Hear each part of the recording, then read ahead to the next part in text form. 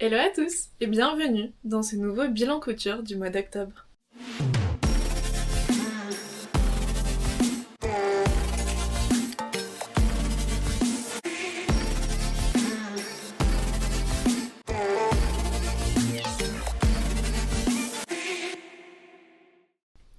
Au programme ce mois-ci, beaucoup de fleurs, de la couture et du tricot.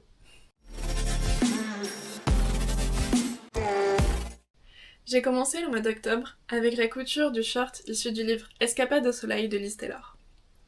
C'est un short qui se caractérise par sa ceinture élastiquée et le fait qu'il soit assez ample au niveau des hanches notamment. Il est vraiment très simple à coudre et tient dans peu de tissu. Personnellement, je l'ai cousu en taille M, même si au niveau du tableau des tailles, j'étais entre le M et le L. Parce que mon tour de hanche est de 98 cm et mon tour de taille est de 78 cm.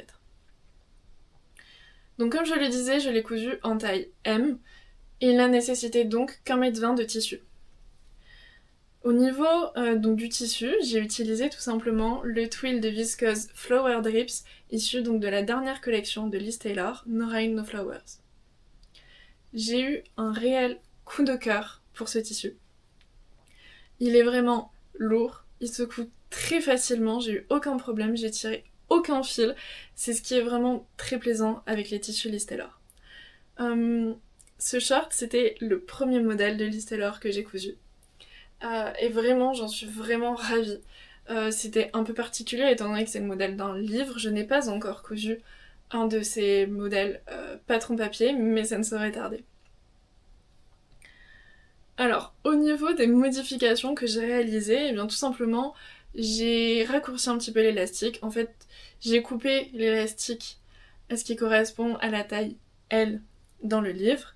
Et ensuite, sur moi, je l'ai un petit peu resserré, donc j'ai enlevé environ 4 cm. Donc j'ai pris un élastique de 80 cm pour mon tour de taille de 78. Sinon, mis à part ça, cette petite modification, je n'ai rien touché d'autre. J'ai simplement ajouté une étiquette pour repérer le devant du dos. Et sinon, c'est tout. Je l'ai vraiment cousu hyper rapidement. J'en suis très satisfaite. Je l'ai porté avec des petits collants et un body beige. Vraiment, ça faisait un look canon. Et d'ailleurs, c'est Louise qui a eu l'occasion de prendre cette tenue en photo. Donc Louise de Gentilles Aiguilles, je sais que vous êtes plusieurs à venir de sa chaîne parce qu'elle a parlé de moi dans sa dernière vidéo. Et vraiment, ça m'a beaucoup touchée. Je suis ravie de vous accueillir ici. Et j'espère en tout cas que mon contenu va vous plaire.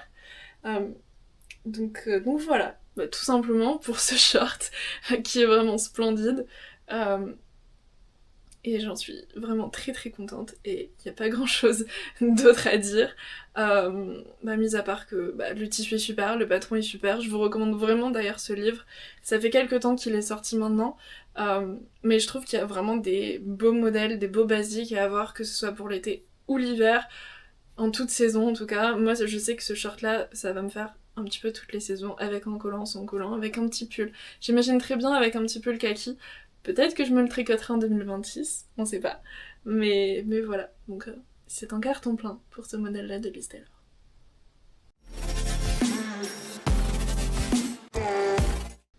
La deuxième pièce que j'ai cousue au mois d'octobre, c'est une pièce issue de la collaboration entre Liz Taylor, encore une fois, et Charlotte Jobert. Pour celles qui ont un petit peu suivi sur les réseaux sociaux, c'est une collaboration qui est sortie au printemps dernier. J'ai acheté donc le kit pour faire la jupe divine, qui est celle que je porte ici. Et je n'ai pas pris le temps de la coudre avant ce mois-ci. Tout simplement parce que, étant donné que c'est une robe qui nécessite quand même... Enfin, une jupe, pardon, qui nécessite beaucoup de métrage, j'avais un peu cette appréhension de découper autant de viscose et de devoir gérer un aussi long métrage. Donc logistiquement, ça a été un petit peu compliqué pour moi dans le sens où je crois que le coupon faisait 4 mètres. Donc je l'ai lavé tout simplement dans de la famille, où il y a un étendoir extérieur où j'ai vraiment pu bien étendre le tissu, étant donné que j'habite en appartement et on a un tout petit extérieur qui ne permet pas d'étendre bien tout simplement un aussi grand métrage de tissu. Donc ça m'a été d'une grande aide. Et grâce à ça, donc j'ai pu enfin coudre la jupe divine. Surtout que j'ai vu fleurir pas mal de créations dans ce tissu-là au début de l'automne, donc ça m'a encore plus boosté à le coudre. Et j'espère en profiter encore un petit peu, étant donné qu'il fait encore très très beau à Toulouse.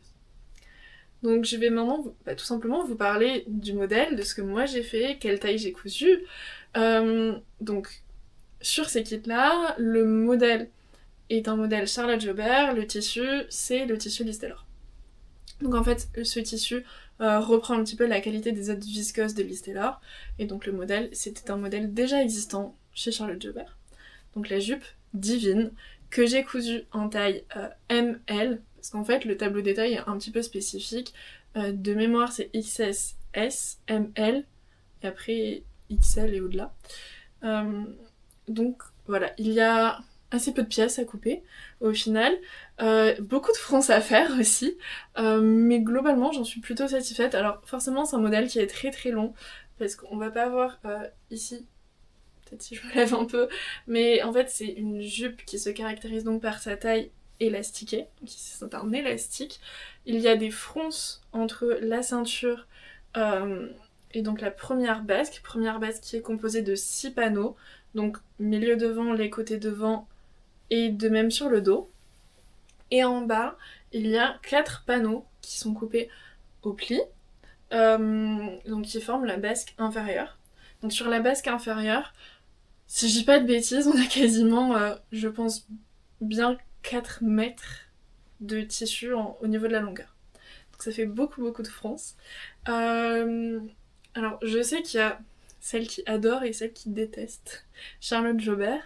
Moi je suis un peu entre deux, parce que j'ai pas trouvé les finitions proposées en tout cas dans le livret folichonne, dans le sens où c'est quand même un coffret qui a eu un certain coût. Alors je me souviens plus du prix exact, mais de mémoire bien 80€, étant donné qu'il y a 15 mètres de tissu forcément, mais pour une jupe qui nécessite un aussi grand métrage et donc qui a un certain poids, alors elle est légère au porté, mais forcément ça pèse un petit peu au niveau de la ceinture, etc. Je m'attendais peut-être à de meilleures finitions. Ça aurait été plutôt simple de coudre par exemple avec des coutures anglaises ou ce genre de choses, alors que là, toutes les finitions proposées, c'est tout simplement une couture, alors ouverte ou non, et un surjet. Et au niveau de la ceinture, vraiment, c'est là où ça m'a le plus dérangée, parce qu'elle propose juste de plier la ceinture en deux, et de la coudre à la jupe, et de passer l'élastique, de surjeter, et c'est fini. Et donc pour ma part, j'ai pas du tout fait ça pour la ceinture.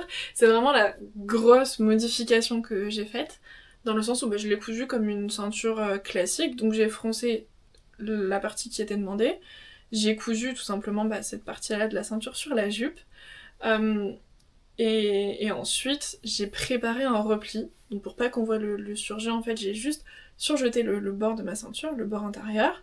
J'ai replié sur la valeur du surjet, sachant que moi mon surjet fait à peu près 0,7 cm. Et donc ensuite j'ai surpiqué là-dessus en piquant tout simplement dans le sillon. Donc ce qui fait que la surpiqûre ne se voit pas, la fermeture de la ceinture ne se voit pas. Donc bien sûr j'ai laissé un trou pour passer l'élastique et j'ai refermé ensuite. Ce qui est pas très très compliqué à faire. Mais donc voilà, c'est vraiment la grosse modification que j'ai apportée pour ce modèle. Et bien sûr, comme pour le short, j'ai mis aussi une étiquette pour savoir le devant du dos, parce que les pièces devant et dos ne sont pas pareilles. Et donc pour pas confondre, même si je pense que ça n'a pas une grande incidence, j'ai quand même fait l'effort de mettre une étiquette, étant donné que j'en ai quand même pas mal en stock. Donc voilà pour cette jupe-là. J'en suis vraiment ravie, ce tissu est magnifique. Il m'en reste à peu près 1 mètre, donc c'est pas dit qu'il n'y ait pas bientôt un petit épisode où je couds mes chutes de tissu. Donc je crois que vous voyez, il y en a un petit peu là-haut. Mais voilà, j'ai pas mal de petites chutes de viscose et tout ça que j'aimerais bien coudre. En faire peut-être des petits tops, ce genre de choses-là. Et je pense que ça ferait très sympa avec un top dans le même tissu assorti pour faire un peu fausse robe pour cet été. Ça serait super. Et bah, sinon, globalement, cette pièce, j'en suis quand même plutôt contente, même si effectivement, c'est peut-être pas un modèle que je vais recoudre, parce que déjà, il y a beaucoup de tissu, et ensuite, bah, les finitions sont pas folles, alors je pourrais les améliorer, mais voilà. Une pièce comme ça me suffit, et vraiment, je pense que ça met très très bien le tissu en valeur, donc c'est un carton plein pour ce modèle-là, même si c'est pas le modèle que je vous recommande forcément.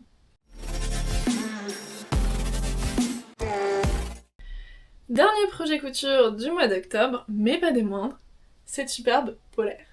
Et une fois n'est pas coutume, j'ai encore une fois, et bien tout simplement cousu une marque de patron que je ne connaissais pas, enfin que je connaissais de nom mais que je n'avais jamais cousu.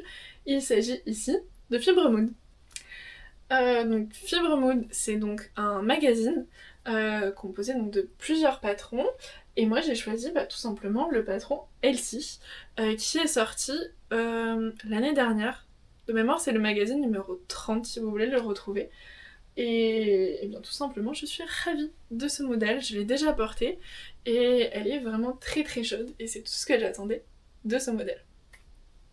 Donc pour vous expliquer un petit peu la genèse de ce projet-là, eh bien tout simplement, mon copain a une polaire, alors assez similaire. Je pense que toutes les polaires se valent un petit peu, mais avec ce côté loose, ces gros élastiques aux manches et en bas du corps, et les poches. Et il s'avère que je lui piquais tout le temps quand il commençait à faire un petit peu froid et que je voulais être confortable. Donc je lui piquais assez souvent. Bien sûr, elle est beaucoup trop grande pour moi, mais, mais c'était pas bien grave. Je voulais juste être confortable, avoir chaud, et ça cochait vraiment toutes les cases. Et je me suis dit, ça serait cool que je m'en fasse une à moi, et un petit peu plus mignonne, quoi, parce que c'est une polaire de mec, donc... donc voilà. Alors, ils font des trucs très mignons, mais là, pour le coup, elle est vraiment très basique, unie, et j'en voulais une à ma taille aussi. Ça, c'est important.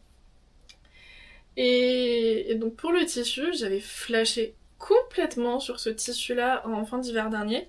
Et quand je me suis décidée à l'acheter pour un tout autre projet, j'avais pas prévu de faire ça à ce moment-là, et bien tout simplement, il n'y en avait plus. Donc j'étais assez déçue, mais je me suis dit que c'était pas grave, que peut-être qu'elle allait revenir. Et bien justement, j'ai eu raison. Parce qu'au début de l'automne, je suis rentrée dans une de mes merceries préférées à Toulouse, donc Arrow Workshop. Si vous voulez, ils ont aussi un site internet où il y a beaucoup de pépites. Et donc quand je suis rentrée dans la mercerie, j'ai vu qu'ils étaient en train de rentrer ce superbe Sherpa, sur lequel j'avais donc craqué l'année dernière mais que je n'avais pas pu acheter.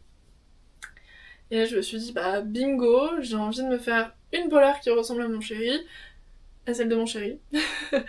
Et voilà, ce tissu Sherpa qui revient en stock, c'est un signe. Je vais faire les deux, donc prendre le tissu, le patron, et voilà, mon projet avait eu lieu dans ma tête en tout cas.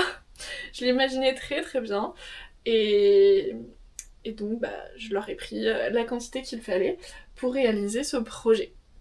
Donc cette jolie veste, Elsie, qui est donc caractérisée forcément par ces petits élastiques au poignet et au niveau du bas du corps, la fermeture apparente. Première pose aussi, enfin, mis à part une braguette que j'ai posée, mais c'était la première pose d'une vraie fermeture éclair comme ça, en métal aussi d'ailleurs. Et donc, elle a aussi des petites poches passe-poilées, elle est entièrement doublée, donc moi je l'ai doublée dans un petit satin de coton, un peu ocre moutarde, qui est vraiment magnifique et qui rappelle donc le cœur des fleurs. Donc les fleurs qui sont un petit peu mauves et donc de cette couleur-ci. Et j'ai mis une très très jolie étiquette aussi que j'adore, mais bon, que je vais pas vous montrer là. Je vous mettrai quelques photos. Donc voilà, alors je me suis motivée à découper, donc c'est vrai pour les 3 projets d'ailleurs, je les ai tous découpés au début du mois, surtout pour la polaire parce que je me suis dit, je suis motivée maintenant, je ne sais pas si je le serai plus tard, il faut que je la coupe. Donc voilà, ça n'a pas été forcément une très très grande partie de plaisir, moi j'aime pas trop découper les trucs un peu épais où on a du mal à épingler, où ça fait un peu mal aux doigts, où il faut des gros ciseaux, bon, alors même si j'ai les ciseaux qu'il faut, mais... Mais vraiment, ça a pas forcément été une très très grosse partie de plaisir. Surtout que Fibre Mood, ils ont pas de marge de couture. Enfin, les marges de couture sont pas incluses dans les magazines. Bon, ce qui est normal. Enfin, normal. ce qui est courant en tout cas dans les magazines de ce type. Et donc j'ai dû la rajouter, donc à l'aide de petits aimants, non ils sont plus là, mais j'ai des petits aimants qui font tout juste 1 cm de largeur, donc je me suis pas embêtée, je les ai collés à mon ciseau et puis j'ai fait un peu comme ça. Je me suis dit que le Sherpa, en plus c'est une matière qui pardonne facilement les petites erreurs, donc ça tombait plutôt bien. Et donc j'ai coupé comme ça. Pareil pour la doublure. Et au niveau des poches, ça a été un gros questionnement. Je me suis dit, est-ce que ça vaut vraiment la peine de me casser la tête pour faire des poches passe-poilées sur du Sherpa, ou est-ce que je fais juste des poches plaquées?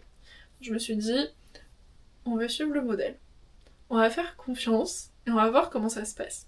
Sachant que je n'en ai cousu qu'une seule fois des poches passe-poilées sur mon trench. Donc le trench que je vous ai pas présenté ici, mais si jamais vous pouvez aller voir sur mon Instagram, j'ai plutôt bien détaillé le projet. C'est vraiment un projet que je porte tout le temps et qui est magnifique aussi. donc cette veste vient s'ajouter à la collection. Donc tout simplement voilà. Après au niveau couture ça s'est plutôt bien passé, alors j'avais les bons fils, j'ai cousu la doublure avec une aiguille Microtex. Pour ce qui est de l'extérieur j'ai cousu avec une aiguille classique, donc l'aiguille de base qui est fournie avec la machine, je sais plus laquelle c'est. Mais voilà. Et sinon ça s'est plutôt bien passé. Les poches passe-poilées effectivement ça a été un peu galère parce que pour mettre les repères etc. Donc moi j'ai juste thermocollé ce qu'il fallait thermocoller, ce qui était recommandé en tout cas de thermocoller. Et ensuite j'ai dessiné mes poches passe-poilées au crayon de papier sur le passe-poil, donc qui est sur l'envers du tissu. Et j'ai passé mes repères à travers en espérant que ça tombe juste. Donc manque de bol, je voulais pas les coudre comme ils étaient prévus dans le patron, ce qui a été une grossière erreur parce que j'ai dû découdre la poche passe-poilée une fois décousue parce que j'avais fait des bêtises. Donc ça a été un peu un moment assez long, assez... ouais, où j'étais pas... Enfin, où je me suis dit la prochaine fois je suis le patron. Je devais être un petit peu fatiguée, j'ai pas trop fait attention non plus. Alors que pourtant, vu comme c'est expliqué, c'est plutôt logique qu'il faut suivre leur manière de faire et pas une autre. Donc voilà, j'ai décousu, j'ai recousu. Donc elles sont pas parfaites, mais franchement ça fait le taf. Mes petites erreurs ne se voient pas du tout et j'ai vraiment bien rattrapé le coup pour le coup et je suis très contente. Comme je vous disais, le Sherpa c'est vachement pratique parce que pour beaucoup de choses ça corrige un peu tout seul on va dire, dans le sens où les coutures un peu droites ça se voit pas trop, mes surpiqûres elles se voient pas non plus. Donc c'est vraiment pas mal. Alors c'est chiant à découper, ça en met un peu partout parce que j'ai nettoyé la machine à coudre juste après, il y avait une poussière monstrueuse.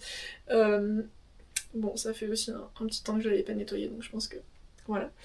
Mais voilà, pour le modèle, d'ailleurs j'ai oublié de vous dire, je l'ai cousu en taille M. Donc j'ai tout fait en taille M étant donné qu'elle est un peu oversize, puis ça correspondait plutôt bien à ce que je voulais. Au niveau des élastiques des manches, je crois que j'ai fait un peu plus long. J'ai fait un peu plus long parce que je les ai pas cousus de la manière recommandée. Voilà, j'ai superposé de 2 cm je crois uniquement, alors qu'ils recommandent de superposer de 3 cm, donc en fait mon élastique est de la même longueur, mais une fois fini il fait 2 cm de plus. Voilà, et au niveau du bas c'est pareil. Alors c'est très chiant à piquer l'élastique, une fois qu'il est... une fois que tout est cousu en fait, on passe l'élastique, on l'épingle et on doit coudre. Et j'ai cousu bien plus loin que ce qui était recommandé, déjà parce qu'il y avait la petite fleur et que je voulais pas coudre au milieu, mais aussi parce que je m'y suis reprise à 2 fois, sachant que la première fois j'avais cousu, j'avais pas pris l'élastique dedans. Donc voilà, et j'ai mis donc une super fermeture éclair métallique, donc la première que je posais en séparable, et ça s'est très bien passé ma foi, j'ai pas bâti rien, juste épinglé, j'ai vérifié que ça fermait bien, que c'était à peu près aligné. Et voilà, je me suis pas trop pris la tête pour ce projet-là. Enfin, après avoir décousu mes poches passe-poilées. Mais voilà, donc j'en suis ravie de cette polaire. Et j'ai déjà mise une fois, et elle tient très chaud comme je vous disais. Et voilà, c'est tout ce que j'attendais de cette polaire. Elle est hyper confortable et je l'adore, voilà.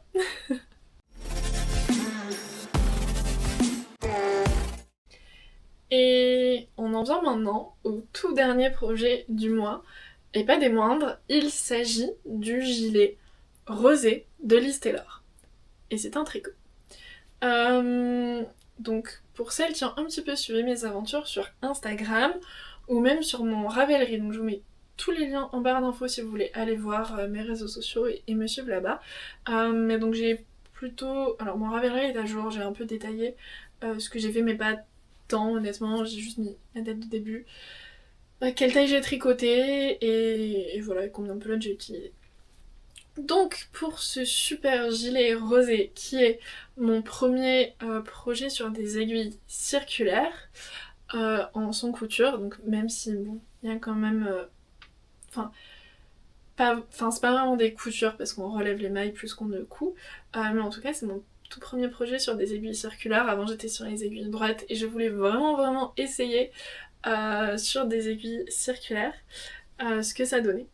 Et encore un grand merci à Louise qui m'a beaucoup aidée avec mes premiers pas en circulaire et qui a été vraiment d'une grande aide quand j'avais des petites questions, des petits doutes ou des choses où je savais pas trop comment faire, même si ce modèle là est très bien expliqué et qu'il n'y a aucun souci. Donc voilà, elle a été d'une grande aide et d'un grand soutien en tout cas pour ce projet là. Donc le gilet rosé, moi j'ai choisi de le coudre à manches courtes et j'ai pris le modèle classique, donc le premier à être sorti si je me trompe pas, qui se tricote en mérino et soie. Donc j'ai pris le fil aussi chez Liz Taylor.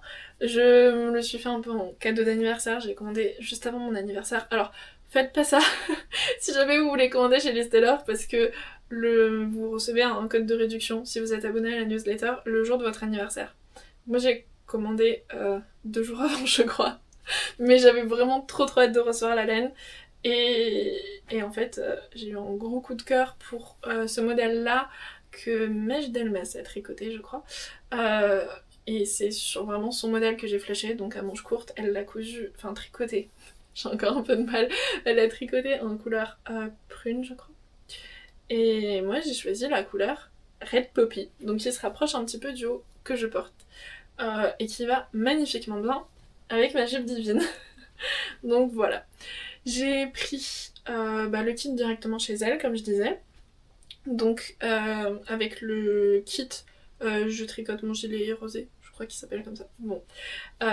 Où justement elle met la laine, les boutons. Alors selon la taille du coup on sélectionne le nombre de pelotes qu'il nous faut et le nombre de boutons parce que c'est pas le même nombre de boutons pour toutes les tailles.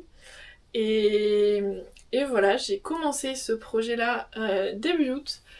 Je l'ai monté avant de partir en vacances. En fait mon objectif c'était d'avoir fini les rangs raccourcis sur le dos, première fois que je faisais ça aussi, avant de partir en vacances pour faire tricoter dans la voiture. Et bien cette émission réussit parce que justement les débuts j'ai monté super vite, j'étais vraiment surexcitée par ce projet là, et voir cette belle couleur rouge comme ça prendre vie sur les aiguilles, c'est trop bien. Donc voilà, je l'ai fini à vrai dire début novembre. En fait il me restait une patte de boutonnage et sur la dernière semaine du mois d'octobre je voulais absolument la tricoter mais j'ai pas trouvé le temps de le faire. J'avais d'autres projets en cours et d'autres choses sur lesquelles je devais me concentrer un petit peu plus. Donc j'ai pas du tout eu le temps de la tricoter et je l'ai tricotée le 1er ou le 2, je sais plus, le 2 novembre je crois. C'est ça, j'ai tricoté le 2 novembre et j'ai rentré les fils le 3. Donc à l'heure où je vous parle, c'était il y a 2 jours. donc voilà, donc il est encore en train de finir de sécher parce que je l'ai bloqué hier. Il est magnifique, je l'adore, il taille très bien, je l'ai tricoté en 42 de mémoire pour mes 87 cm de tour de poitrine. Et vraiment il va très bien, enfin il a un tombé un peu loose alors qu'il avait pas forcément, enfin un peu moins en tout cas avant le blocage. Mais franchement ça me va très bien. J'ai appris énormément de techniques en faisant ce patron là, il est très bien expliqué et quand bien même il y a aussi des explications vidéo. Alors je me suis basée sur celle pour le pull rosé d'Eka qui m'a beaucoup aidée et aussi les tutos spécifiques comme le tuto de montage. Alors je montais mes mailles un petit peu de la même façon qu'elle explique. Donc si vous voulez voir, j'ai utilisé le montage en tricoté alterné. J'utilisais déjà juste le montage tricoté, mais pas tricoté alterné, donc qui est super pratique pour les cottes. Et notamment les cottes 1-1, et ça fait vraiment un résultat magnifique. J'ai appris donc à faire des augmentations qui ne se voient pas. Elle a un très très bon tuto, pareil sur YouTube, pour faire les augmentations et qu'elles ne soient pas trop visibles. Et vraiment c'était mon problème sur le tricot d'avant, je trouvais que ça faisait des petits trous, que c'était pas très... Enfin que c'était un peu disgracieux. Et quand j'ai vu qu'en fait elle expliquait deux méthodes de les faire, donc la méthode classique et la méthode qu'elle utilise elle pour qu'elles soient moins visibles, et ben j'ai directement fait la méthode moins visible. Et franchement c'est top, ça se voit pas du tout, là il a fini d'être bloqué. Et vraiment, on ne voit absolument pas les augmentations, si ce n'est peut-être sur l'envers, mais ça personne ne va le voir normalement. Mais voilà, donc j'ai appris à faire ça, j'ai appris à faire aussi, comme je disais, les rangs raccourcis à l'allemande, j'ai appris à relever des mailles, alors mettre les mailles en attente, je savais déjà le faire, mais mettre les mailles en attente sur du circulaire, les reprendre, donc faire les manches sur un projet circulaire en fait, et tricoter en rond, faire des boutonnières, parce que je n'en avais jamais fait non plus. Bon alors, le point de jersey et les cottes, je le connaissais quand même, on part pas de si loin, mais non, franchement c'est un très très bon projet. Il se tricote sur des aiguilles 2,5 et 3, donc 2,5 pour les cottes, 3 pour le corps, mais ça monte quand même relativement vite. Pour ainsi dire, le corps, je m'étais mis un petit défi de faire 3 fois 3 rangs par jour, donc 3 le matin, 3 le midi, 3 le soir, minimum. Donc il y a des soirs où j'ai fait un petit peu moins parce que j'étais un peu fatiguée, il y a des soirs où j'ai fait un petit peu plus parce que j'ai un peu plus de temps devant moi. Et en faisant ça, je crois que j'ai fini le corps en une semaine ou une semaine et demie.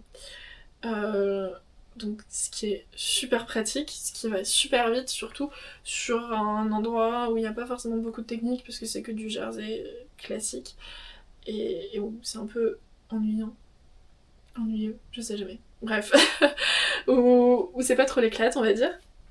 Mais vraiment, je suis ravie de ce résultat-là. Et j'ai utilisé des super petits boutons. Alors je crois que c'est les boutons pâquerettes si je me trompe pas, chez Liz Taylor. Et vraiment, ils sont sublimes, ils vont très très bien avec. Donc toujours le coloris Red Poppy, j'ai tout assorti. Et ça va être absolument divin à porter, que ce soit avec un jean, avec cette robe, avec d'autres projets Liz Taylor qui sont en attente et dont je vous parlerai peut-être dans une prochaine vidéo. J'aimerais bien faire ça aussi. Mais voilà, je suis vraiment trop contente de ce tricot qui tombe de mes aiguilles. Un peu plus rapidement que le dernier pour celles qui ont suivi. Mais voilà, j'ai vraiment hâte de le porter et d'en profiter sur les derniers jours d'automne ici à Toulouse, vu qu'il fait quand même plutôt bon. Et puis d'en profiter aussi au printemps prochain et pour les années à venir, j'espère. Parce que vraiment, je suis hyper contente de la qualité des pelotes. Oui, parce que au fur et à mesure qu'on déroule la pelote, en fait, c'est super fluide, il n'y a pas de nœud à la fin, on n'a pas besoin de tout démêler, etc. J'ai eu le problème un petit peu avec certaines pelotes de chez Fidar où ça faisait un peu des nœuds selon comment ça se défaisait ou ça accrochait un peu, bref. Là c'était vraiment super fluide, il n'y a eu aucun problème, il y avait quasiment pas de nœuds, j'ai utilisé donc 4 pelotes et à peu près la moitié de la 5e. Donc 5 pelotes. et vraiment genre top, aucun souci. Le kit était parfait, c'était livré dans un petit pochon genre trop mignon, enfin un pochon plastique parce que je pense que c'est dans lequel à mettre les bains en fait, je suppose. Mais voilà, c'était... Non, vraiment, il n'y a rien à dire sur ce projet-là, j'ai adoré le tricoter, je vais aussi adorer le porter, et c'est un carton plein pour mon premier projet en circulaire, et c'est clairement pas le dernier. Donc, donc voilà. Et bien pour les tricoteuses, n'hésitez pas à mettre vos créatrices de patrons favorites. Moi je trouve que Liz Taylor a fait vraiment des trucs pas mal. Petit bonus, on peut pas forcément accessoiriser avec les tissus qu'avant, parce que du coup c'est exactement les mêmes teintes. Et c'est parfait je trouve, pour les couturières et tricoteuses. Et puis voilà. Je ne peux que vous recommander encore une fois le Estée Lauder. Je suis vraiment très contente de ce qu'elle fait. Et merci Louise pour m'avoir fait découvrir cette super marque, parce que c'est un peu grâce à toi si j'ai commandé là-bas et que je suis un peu devenue accro. Voilà. Et voilà, c'est déjà tout pour le mois d'octobre. J'espère que vous avez passé un super bon moment en ma compagnie. Moi je me suis beaucoup amusée, que ce soit à coudre ou même à filmer cette vidéo. Et à tricoter aussi. Vraiment c'est des modèles qui vont faire une très très bonne continuité dans ma garde-robe. Comme vous le voyez déjà, ça va très bien avec les hauts que j'ai déjà. Ça va avec beaucoup de choses, puisque j'ai beaucoup de hauts unis, donc les bas un petit peu fleuris, un petit peu... Vous aurez compris le thème un petit peu de la vidéo, il y a des fleurs partout ce mois-ci. Et j'adore, peut-être que c'est parce qu'on va arriver en hiver et que j'ai besoin de fleurs aussi. Mais donc voilà, c'est des projets vraiment que je vais pas arrêter de porter, je pense, les temps à venir. Et oui, j'espère que ça vous aura plu. J'espère que vous aurez passé, comme je le disais, un super bon moment en ma compagnie.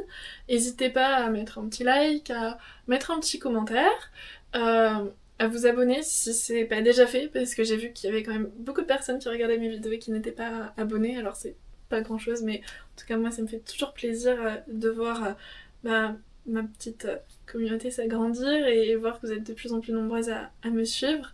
Ça me fait vraiment très chaud au cœur, que ce soit ici ou sur Instagram par exemple. Donc voilà. N'hésitez pas à me dire aussi ce que vous êtes en train de coudre ou ce que vous avez cousu au mois d'octobre, et même ce que vous prévoyez de coudre au mois de novembre, ou cet hiver aussi. Et puis moi, ça sera pour une prochaine vidéo, tout ça. Et j'ai vraiment hâte de vous montrer ça aussi. Et puis voilà. Merci beaucoup et puis à très vite. Ciao.